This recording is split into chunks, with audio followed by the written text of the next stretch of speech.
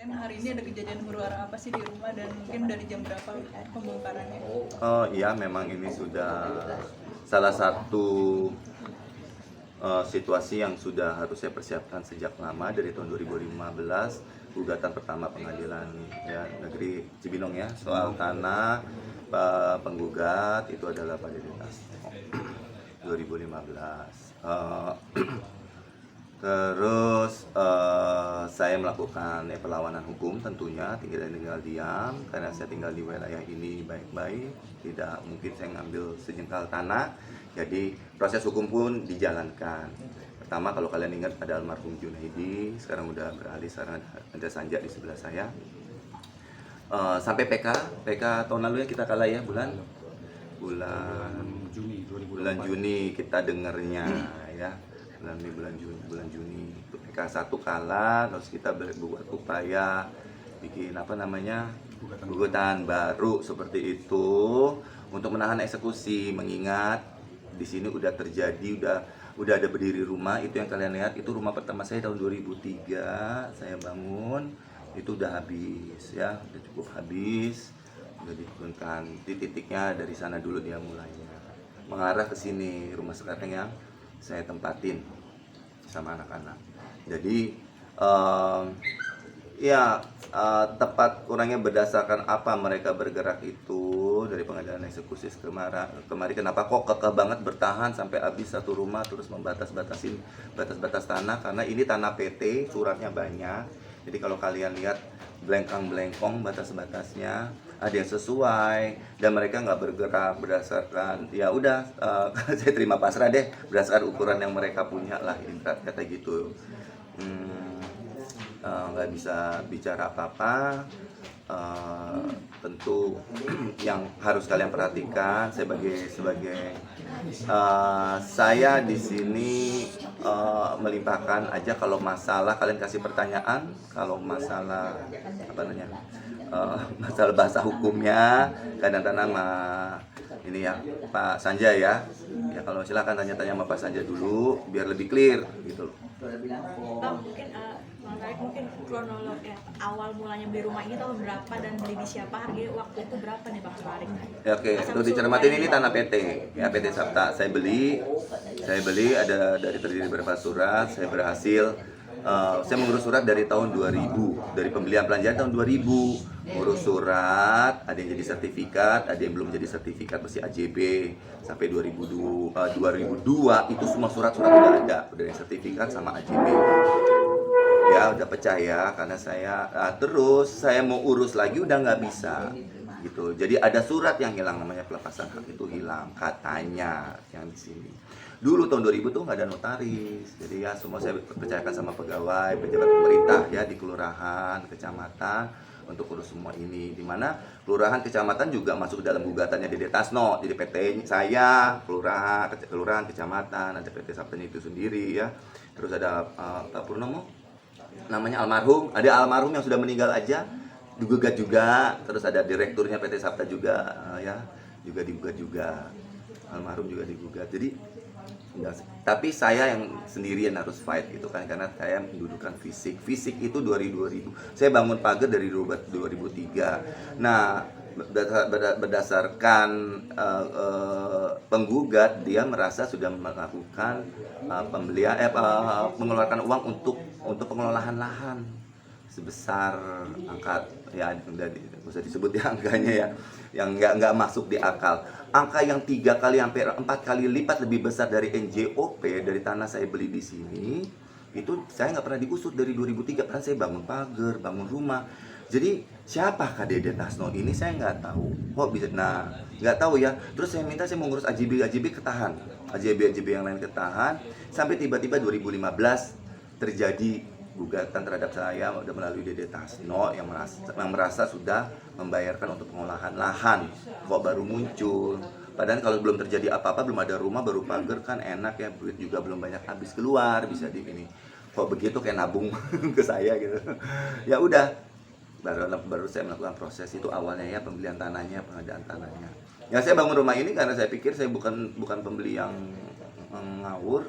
Ya saya bangun rumah di titik di titik yang ada, yang kebetulan rumah saya ini juga sebagian kena, sebagian enggak, kayak begitu. Jadi titik-titiknya juga enggak jelas gitu loh. Ini juga hikmahnya saya ambil, mungkin hikmahnya adalah ini perubahan sistem dari analog ya, dari ini sekarang ke digitalize segala macam. Jadi untuk warga tolong diperiksa juga, ini mungkin ada hikmahnya.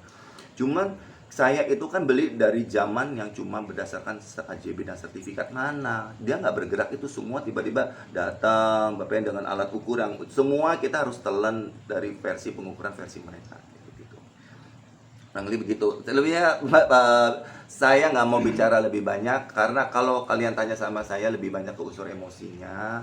Jadi kalau jalur hukumnya silakan Mas Anja. Ya, silakan. Mas Anja dulu deh ceritain. Ya, sebenarnya begini, agenda hari ini menurut dari pihak pemohon eksekusi sebelumnya itu sudah mengirimkan surat pemberitahuan menurut mereka, tetapi pada faktanya klien saya ini sama sekali belum pernah menerima surat pemberitahuan adanya eksekusi yang hari ini dilakukan.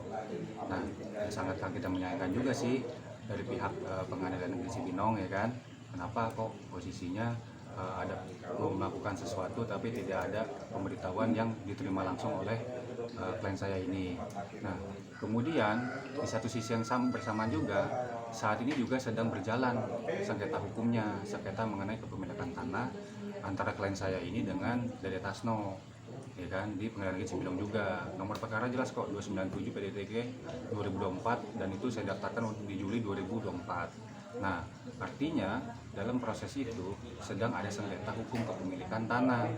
Makanya menurut hukum harusnya itu ditangguhkan dulu, ditunda dulu mengenai eksekusi dari pihak Dede Tasno-nya, gitu kan.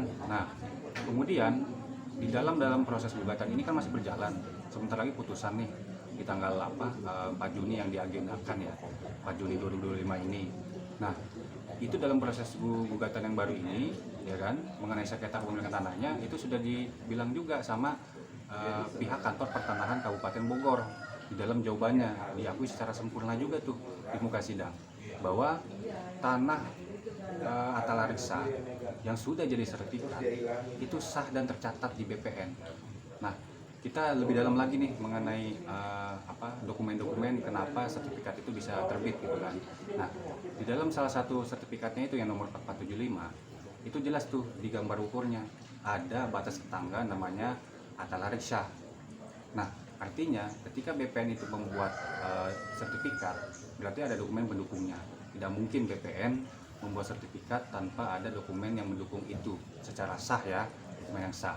Nah, itu sudah tercatat dan itu pula yang diklaim dari pihak pemohon Dede Tasno itu diakui juga tanahnya di sini, kayak gitu. Padahal itu sudah tercatat di BPN. Nah, itu artinya apa? Bahwa sudah ada terang benderang peluang kami untuk mempertahankan hak hukum kami mengenai kepemilikan tanah. Nah, seharusnya demi hukum itu ditangguhkan, tetapi ya sangat disayangkan sekali. Kenapa kok masih menjalankan pengosongan ini gitu? Begitu sih. Mungkin ada bukti dari BPN gak sih Bang? Mungkin bukti suratnya bisa sedikit ditampilin boleh?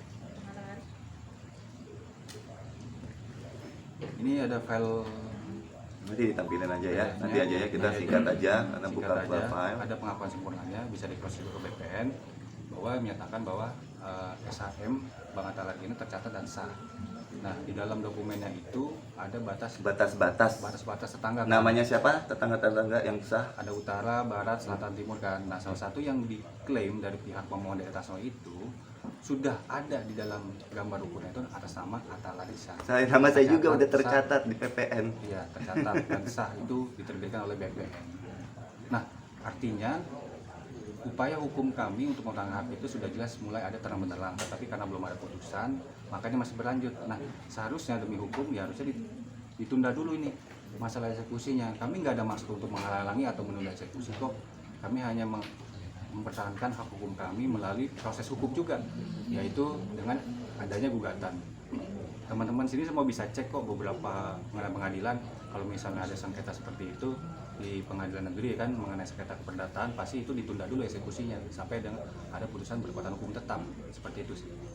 Mas, kan ini dibilang BPN sendiri artinya ada 2 sertifikat tanah ini ya, dengan nama Pak Atalar dengan Pak Dede itu sendiri. Enggak, jadi begini, kronologisnya tanah di sini itu berdasarkan dokumen BPN itu atas nama Atta Larissa. Nah, dokumen yang dulu dibeli dari pihak PT, ya kan, itu ada satu sertifikat, ya kan. Nah, karena dulu sertifikat itu lama, belum ada tuh batas-batas namanya. Karena yang dulu pertama kali dibeli itu ada sertifikat yang pertama itu dulu dari PT. Baru lanjutannya itu sertifikat kedua. Sertifikat kedua itu yang tadi saya bilang ada dua itu tadi. Itu bukan berasal dari pembelian dari PT, tetapi dari pihak perorangan sekitar. Tetapi jadi satu kesatuan nih hamparan mengenai batasan tanahnya. Tetapi di situ jelas salah satu sertifikat yang pembeliannya itu bukan berasal dari PT, itu kan ada gambar ukurnya.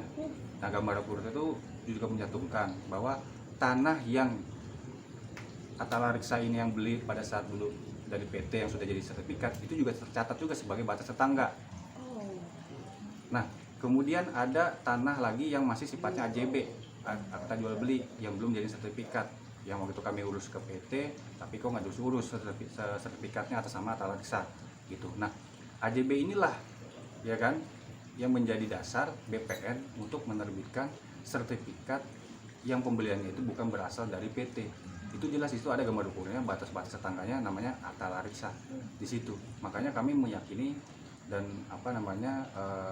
sudah ada jalan keluar dari permasalahan ini bahwa kami ini memang pembeli yang bertikat baik gitu, bukan pembeli yang sembarangan kan gitu. Karena jelas di situ tercatat semua dan sampai hari ini dua sertifikat itu, yang satu beli dari PT, yang satu lagi yang beli dari perorangan, yang dimana perorangan itu ada batas tetangga atas nama Atta Larissa yang diklaim oleh Dede Tasno, itu sama sekali belum pernah dibatalkan, belum pernah dicabut, baik itu dari pengadilan maupun dari BPN itu sendiri, seperti itu. Tadi juga ada statement dari pihak pemohon bahwa tanah yang lagi dieksekusi sampai sekarang sini, nah mereka katakan bahwa itu palsu, surat kepemilikan dari Pak Kolari. Mungkin untuk meresponnya seperti apa? Ya, kalau tadi dikatakan pemohon bilang bahwa dokumen tanahnya apa? Yang palsunya? AJB atau sertifikat? Oh, Dia bilang apa tadi?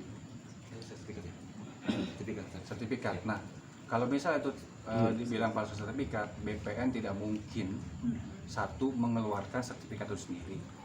Kedua, BPN Kabupaten Bogor tidak pernah mungkin menjawab di dalam perkara gugatan nomor 297 PDTG 2024 Juli 2024 yang sedang berjalan ini. Di dalam proses persidangannya dibuat tuh surat jawaban sama dia menyatakan bahwa sertifikat atas nama Atta Larissa yang satu beli dari PT dan satu lagi yang beli dari perorangan lain, di mana perorangan itu juga sudah dicantumkan juga gambar ukurnya, ya kan, batas tetangganya yang diklaim oleh Dede Tasno itu tercatat atas nama Atta Larissa. Jadi bagaimana mungkin palsu? Iya, artinya Kelurahan yang ngeluarkan, kecamatan, waktu itu tahun itu nggak ada notaris, jadi banyak orang yang tertuduh ini ya, bukan saya aja ya pemalsunya, kan sistem pemerintahan juga yang artinya tidak mungkin itu palsu karena itu diterbitkan oleh instansi yang berwenang, yaitu BPN Kabupaten Bogor. Nah, justru yang kami pertanyakan itu adalah kepemilikannya dari pihak Dede Tasno yang kami pertanyakan ya. Nah, kepemilikannya itu kan asal muasalnya tanah dari PT. Kemudian itu awal mulanya sudah dilepaskan dulu oleh PT itu kepada Atta Larissa pada tahun 2000-an gitu. Tiba-tiba ujuk-ujuk di tahun 2015 si pihak Dede Tasno itu menggugat dengan dasar namanya Akta Pemindahan Hak Pengelolaan dari PT kepada perorangan atas nama Dede Tasno. Menurut hukum kami berdasarkan peraturan undangan itu sama sekali tidak bisa yang namanya surat pelepasan hak atas nama PT itu dilepaskan kepada perorangan pribadi, itu tidak diperbolehkan dalam peraturan perundang-undangan. Itu jelas sudah spesifik seperti itu. Itu justru kami pertanyakan gitu loh, kenapa bisa gitu kan, seperti itu sih. Jadi intinya dengan yang diceritakan dari tahun 2015, saya dari Pengadilan Negeri Tinggi Cibinong kalah terus, kasasinya semua sampai PK1 kalah gitu loh ya. Sampai terjadi hari ini. Itu aja singkat cerita, mau disingkat aja ceritanya. Ya, jadi singkat cerita dari permasalahan ini, kami sangat menyayangkan sekali ya. Padahal masih ada sengketa di Pengadilan Negeri Cibinong, tetapi dengan menurut versi mereka tetap memaksakan. Menurut kami itu memaksakan, karena boleh teman-teman cek itu di beberapa pengadilan negeri juga, bahwa kalau ketika lagi ada sengketa di pengadilan ya negeri mengenai keperdataan, itu pasti ditangguhkan dulu putusannya sampai dengan kekuatan hukum tetap, seperti itu sih. Nah, jadi saya tambahin adalah yang harusnya merasa ketipu tuh siapa? PT Sabta apa kita? Usaha Gemilang Indah. PT Usaha Gemilang Indah. Itu saya ambil dari situ, pejabat PT Sabta Usaha Gemilang Indah. Oke, saya ngambil dari situ tanah PT-nya. Di sini ada 2 orang. Akhirnya Pak Dede Tasno yang terus menyerang saya. Dia merasa sudah ngambil dari PT Sabta gitu loh. Tadi serangan itu. Nah, ini yang di sistem yang buat saya pribadi ya, itu sangat dirugikan gitu loh, dengan kalah saja saya di proses hukumnya tuh kalah banget. Sidang lapangan waktu PN Cibinong mengadakan sidang lapangan, saya pengacara saya waktu itu almarhum Junedi ada di lokasi sama saksi-saksi, tidak nongol di titik ini. Tidak nongol, dia mengklaim sudah lewat, sudah tahu tempatnya, udah gitu doang, nyasar kayak gitu.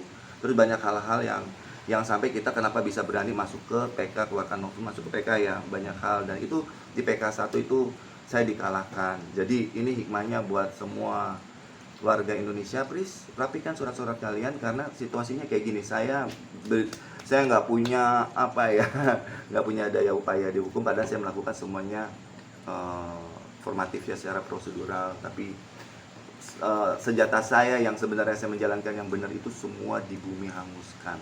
Hari ini tidak dipedulikan pada dasarnya sampai masuk ke PK, tidak dipedulikan, tidak dilihat, tidak ada yang datang ke rumah saya ya, dari kasasi apa ya. Makanya saya sistem yang saya pertanyakan, tidak ada di cross check lagi ke korban. Saya ini korban, di cross ke sini kayak begitu. Jadi saya merasa benar-benar sama sistem yang saya harapkan berubah ini, dengan kalian ada kumpul di sini itu semua warga, ada situasi yang kayak saya secara formatif itu benar-benar, saya benar-benar merasa tidak ada, karena saya kalah terus, padahal data-data itu boleh dibilang, mudah-mudahan saya ada kesalahan, tetap ada kesalahan, karena saya terlalu percaya. Waktu itu tidak ada notaris saat itu, jadi biasanya kalau orang-orang tua kita nitip surat dan ini kayak gitu yang saya ceritain ya, kayaknya ada kesalahan. Cuma di sini unsurnya adalah untuk agenda hari ini eksekusi benar-benar saya anggap tidak boleh dibilang nggak manusiawi ya, karena dadakan tadi yang dibilang ya, tidak ada secari kertas ke sini atau pegawai. Ada kemarin ada ngakunya Pak RW Kelurahan Pakansari ini tiba-tiba masuk ke saya sehari itu, padahal 2 hari sebelum kejadian ini masuk ke saya, cuma cek keluar lagi naik sepeda. Saya juga bingung kenapa begitu, tiba-tiba ada kejadian ini. Kalau dia memang pegawai kelurahan, kenapa nggak titipin sama dia ya? Ada Pak RT, ada Pak RW, secari kertas, buar paling enggak ya bisa mindahan periuk nasi saya deh ke tempat yang lebih pantas, itu doang. Tapi saya nggak dapat yang namanya waktu untuk itu semua. Nanti waktu itu beli berapa miliar Bang? Ini waktu tahun 2000 ya? Malu nyebut. Luasnya berapa mungkin? Luasnya berapa? Aduh, ini teh anak saya beli itu kawasan Pemda aja baru 1 jalan, NJOP-nya baru 20 ribuan sekian.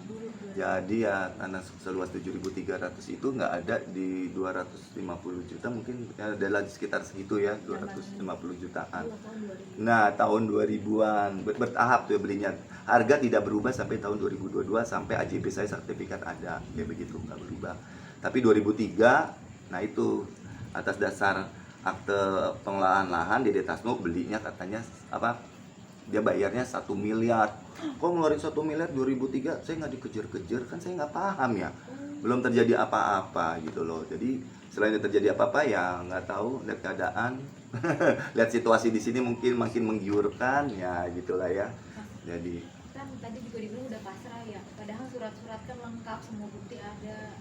iya, kalau pasrah. Ini saya menganggap kayak kematian. Pasrahnya itu sama yang Maha Kuasa. Tapi urusan duniawinya ya saya perjuangkan. Habis mau tinggal di mana lagi? Saya kan bukan developer yang punya banyak perumahan gitu, bisa pindah-pindah. Orang ini tempat tinggal dari tahun 2003 di sini tuh tempat tinggal.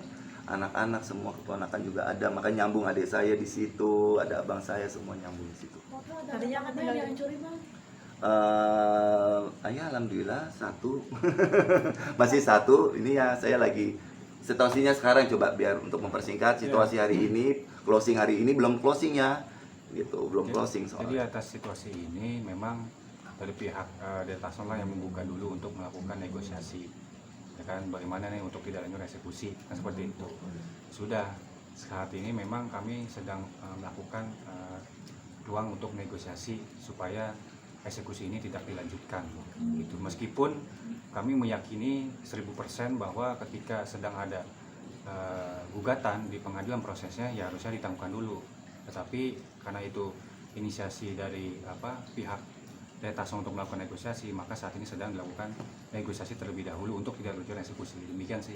Nantinya akan tinggal di mana? Mungkin nantinya akan tetap perjuangin ini atau mungkin ada pindah ke tempat lain atau seperti apa? Akan tinggal tetap di sini atau gimana Bang Arlan? Iyalah, tetap tinggal di Tetap sini. tinggal di sini ya kan, karena selain daripada alasan hukumnya ya, tetapi ini kita tidak bicara juga terlalu melalui elemen hukum. Dan satu sisi ada tadi masalah negosiasi, makanya negosiasi ini sangat terbuka. Makanya sekarang ini lagi dirembukan juga gitu, bagaimana formula yang baik supaya nanti bisa dapatkan jalan tengah, win solution, supaya semua pihak itu tidak dirugikan, seperti itu sih. Pak Ahmad, mungkin untuk kerugian hari ini mungkin barang-barang yang dari rumah yang dieksekusi mungkin dialihkannya mungkin kemana sih? Barang-barang dari rumah yang dieksekusi hari ini. Iya, untuk sementara ke garasi yang aman, ada bagian-bagian tanah yang kebetulan di daerah sini yang memang nggak kena eksekusi. Jadi bisa kayak garasi itu nggak kena, halaman di sini nggak kena. Jadi ya semua barang-barang dari rumah sana lagi pindah ke sini sebagian besar. Kalau kerugian, ya kita tinggal di sini. Ya kalau bangun 2003 ke sini ya bangun rumah kayak begitu, semeter berapa udah nggak tahu deh, udah belum ngitung. Sebagai perjuangan juga nggak sih mungkin ini Belum mungkin itu. harta benda Iya, dari mungkin dunia juga entertain mungkin Bang Atarik. Ya ini perjuangan ya kan? sedihnya adalah kami ini orang kecil. Bagaimana kan seniman di Indonesia tuh warga kecil, asal kalian tahu, jangan ngeliat popularitasnya aja. Tapi kita tetap orang kecil, syuting dari pagi ketemu pagi, keringat dan darah. Tiba-tiba ada kejadian gini. Kalau saya nggak kuatkan mental saya, kalau nerima ini nggak seperti kayak kematian, berat, ya kayak gitu. Jadi ya udah. Kalau namanya hak dari Allah, insya Allah balik lagi. Apapun itu jalurnya, caranya bagaimana. Tapi saat ini yang tadi lagi dinegosiasikan segala macam, tentu saja berdasarkan kemampuan saat ini, ya kemampuan. Karena memang nggak sedikit yang dinegosiasikan. Jadi berdasarkan keberadaan saya saat ini, bagaimana, mana yang masuk. Jadi ya kuasa hukum saya, Pak Sanja lagi berjuang untuk ke arah sana. Mungkin tadi awal-awal diduduk emosinya seperti apa sih Bang Atarik mungkin? Kaget nggak sih pas tiba-tiba datang semuanya? Gimana, aku paling nggak emosi ya. Suaranya gede, udah dari lahir suara gede. Kalau manfaatin suara gede karena tercengang-cengang aman. Tapi kita memang ya masuk kondisif ya dengan emosi keluarga abang saya sekeluarga, mereka semua termasuk kondusif untuk menahan emosi kita masing-masing. Kayak begitu ya. Ada keponakan saya yang merasa terzolimi ya, tapi kita nggak tahu siapa, perutnya, kata tadi pengakuan perutnya dipukul-pukul. Ya, nanti jadi udah ada rekaman videonya, ada jejak digitalnya, jadi kebetulan ada kamera semua di situ. Jadi perut keponakan saya nggak tahu yang berseragam apa tuh ya. Mana tuh? Ya ada 3 seragam soalnya, ada coklat, ada hijau, ada hitam, saya bingung. Ya, nggak tahu seragam saya itu pukul-pukul perut keponakan. Jadi sementara dia mau ditarik, mau diamankan, padahal tangannya lagi megang dinding supaya nggak jatuh, dia jadi pagar. Tangan yang satu dipegang sama saya di situ. Saya nggak tahu kalau dia perutnya dipukul-pukul. Ada saudara. Jadi dia yang mau ditarik, diamankan, gitu loh. Ya seperti itu. Sampai itu kejadian yang paling parah, korbannya 1 keponakan. Itu kurang lebihnya pada saat Udah dia gede, lagi duduk prima. nahan agar nggak Iya, agar nggak masuk ke dalam rumah. Tapi akhirnya ya kita kedobrak semua. Dan kita alhamdulillah warga-warga jaga diri deh, jaga ucapan, jaga tangan, ibarat kata gitu. Nantinya kapok masih untuk beli tanah-tanah lagi kayak bener-bener dikulik. Masya Allah, bukan kapok, harus lebih pintar. Saya waktu tahun 2000 itu baru jadi artis itu kurang lebih baru 2 tahun jadi pemain sinetron, belum ada duitnya, nyicil-nyicil. Ya, sinetronnya mah meledak, emang duitnya ada gitu kan ya. Nah, saya nyicil-nyicil, ya tanah di kampung Tanah Murah, saya bukan bapak saya sudah nggak ada gitu kan ya, ngurus sendiri kehidupan masih remaja, jadi saya korban. Nah, dibikin pinternya baru sekarang dari 2015 pelan-pelan sekolah kehidupan namanya, makanya saya nggak bisa cerita lebih banyak. Yang penting warga Indonesia semuanya bersatu-satu perjuangkan ini hak tanah airnya, diperjuangkan tapi dengan juga formatifnya dijalankan, surat-suratnya dirapikan, sekarang itu di-digitalize ya, letter C semua dari kelurahan dijaga semuanya. Itu sih benar-benar saran dari BPN-nya juga dijaga. Jadi saya hikmahnya nih untuk fans saya semua setanah air gitu, jangan terjadi sama kalian. Karena ya saya akhirnya ikut bisa merasakan warga Indonesia tuh yang dizolimin juga ya, kasusnya sama saya yang kampung halamannya sampai terusir satu kampung halaman saya. Saya jelek-jelek jadi artis yang bisa merasakan gitu loh, sedih. Mungkin ibu sendiri, anak-anak dan lain-lain seperti apa nih akhirnya? Ya aman-aman, anak-anak langsung saya masuk rumah, main di dalam bebas main. Padahal lagi ujian mau masuk SMP yang laki main biar dia nggak stres, nggak boleh lihat, jangan denger main. Nah, jadi mereka juga saya cek terus, saya hampir sejam sekali saya cek, oke. Mereka lagi main, lagi happy, alhamdulillah. Penting mereka ya enggak? Supaya sempat kena pukul kondisi juga pada saat lagi Enggak, kalau saya alhamdulillah mereka baik-baik kalau sama saya. Jadi saya nggak ada kena kekerasan fisik. Saya bilang sama mereka, wajar kalau jadi pager. Kalian yang maksa, kita jadi pager ya bertahan. Jadi kita yang bonyok sebenarnya jadi pager gitu. Sudah keponakan lagi perlu diurut aja. Mungkin terakhir ada warning nggak sih untuk pihak lawan si Dede? Apa warningnya? Nanti saya salah, pengancaman, pemerasan, nggak berani. Coba ada kuasa hukum buat Pak Dede Tasno. Posisinya kan memang kalau mengenai yang hukumnya, kami meyakini bahwa 1000% ini kepemilikan Atta Lareksa. Karena BPN sendiri juga mengakui kan seperti itu. Dalam proses persidangan ya, yang perkara nomor 297 tadi. Nah, kemudian karena posisinya ini sedang dalam tahap negosiasi dan itu inisiasi dari pihak Dede Tasno-nya, ya kan, maka kami pun terbuka mengenai adanya ruang negosiasi ini. Tapi bukan berarti kami mencoba mengikuti negosiasi yang ditawarkan dari pihak Dede Tasno, lalu kemudian dibilang kami ini tanah ini bukan punya Atta Lareksa, tidak demikian seperti itu. Tetap kami meyakini bahwa kami ini beli secara sah dan hukum dan memberi tekad baik. Ya makanya kita tunggu aja nanti hasil negosiasi seperti apa gitu ya. Mohon doanya teman-teman semua supaya negosiasi ini bisa lebih bagus, hasilnya juga saling mengenakan kedua belah pihak gitu loh, tanpa ada merugikan satu sama lain. Begitu sih. Boleh disampaikan ya, ini kalau bisa off the record atau bisa ditayangkan untuk semua warga Indonesia, biar seorang yang punya kasus narapidana lagi ada di dalam tahanan itu bisa melakukan hal demikian secara hukum di Indonesia. Jadi warga harus tahu Dede Tasno itu siapa ya. Jadi gimana keterangan Pak Sanja, benar Dede Tasno seorang apa?